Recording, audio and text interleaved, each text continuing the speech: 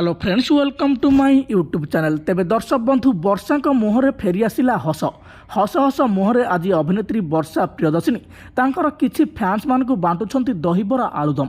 आपण मान तो जानिथिबे सबुले विवाद घेरे रही आसिछंती अनुभव एवं वर्षा उभयंकर डिवोर्स मामला को नहीं सबुले चर्चा लागि रहिथा बेले एबे एहा उपरु परदा हटिया पय जाउछि। कोर्ट को निर्देश अनुसार अक्टोबर 31 मध्यरे उभयंकर डिवोर्स मामलार शुणाणी हेबा पय जाउछि। आ एमिते एक मुहूर्त रे एबे अभिनेत्री वर्षा प्रियदर्शिनी मुहरे हस देखा मिली। आई हस हस मुहरे आज अभिनेत्री वर्षा प्रियदर्शिनी निज हाथ में समस्त फैंस मानक बांटी दहीबरा आलुदम। आपण मैंने भिडियोटी को देखिपार। अभिनेत्री वर्षा प्रियदर्शिनी शूटिंग सेट्रे काम करुवा समस्त लोक एवं तांकर प्रशंसक मानक दहीबरा आलुदम बांटी बहुत खुशी अच्छा।